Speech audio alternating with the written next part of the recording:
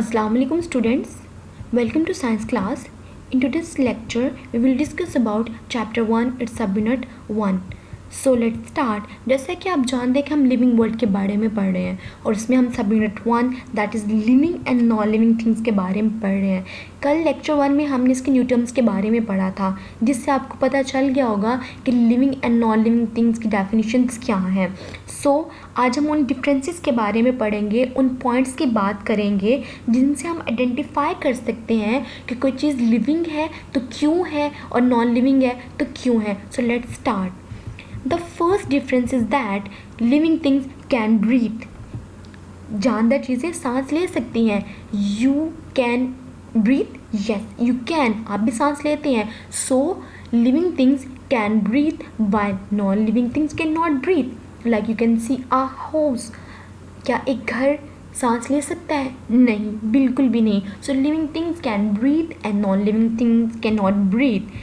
The next difference is that living things can eat.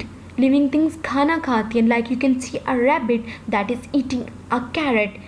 आप भी खाना खाते हैं, आप भी लंच ब्रेकफास्ट डिनर करते हैं. While non living things cannot eat. Like you can see an umbrella. क्या umbrella खाना खाती है? No. So living things can eat and non living things cannot eat.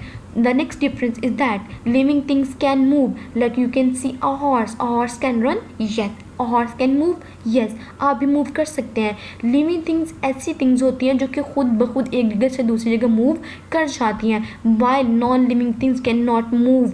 वो खुद ब खुद मूव नहीं करती. Like you can see a chair. You can see a chair. आप अपने क्लासरूम में अपने घर में चेयर देखते हैं, क्या वो खुद ही मूव करते हैं? नो, बल्कि आप उनको एक जगह से उठा के दूसरी जगह रखते हैं. So living thing can move while non-living thing cannot move. The next difference is that living things can feel. Like आपको सर्दी फील होती है, गर्मी फील होती है? यस. तो लिविंग थिंग्स जो होती हैं वो फील कर सकती हैं. जैसे कि आपको पिक्चर में नज़र आ रहा है कि गर्मी में बच्चे को स्वेटिंग हो रही है, बॉय को स्वेटिंग हो रही है. So while non living things can not feel. इनको फील नहीं होता, इनको महसूस नहीं होता, न गर्मी न सर्दी, कुछ भी महसूस नहीं होता. So living things can feel while non living things can not feel. The next difference is that living things can grow. बढ़ना.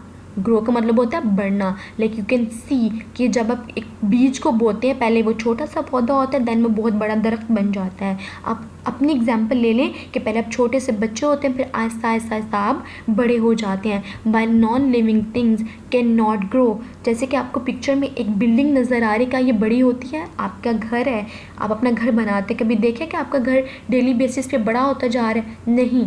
सो living things can grow by non living things can not grow. The next difference is that living things have babies. Living things जो होती हैं उनके babies होते हैं. Like you can see a dog और उसके साथ इसके पपीज़ हैं.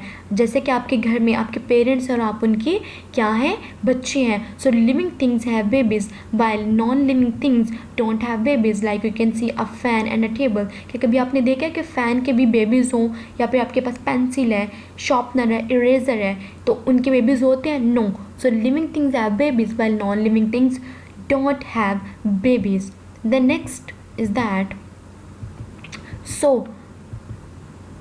हम तमाम डिफरेंसेस को अब डिस्कस करने लगे हैं लिविंग थिंग्स से, जो अभी तक हमने पढ़े, और नॉन लिविंग थिंग्स के पढ़े. तो लिविंग थिंग्स में हमने क्या देखा? Living things can breathe, can eat, can move, can feel, can grow and have babies. Living things can breathe, can eat, can move, can feel, can grow and have babies.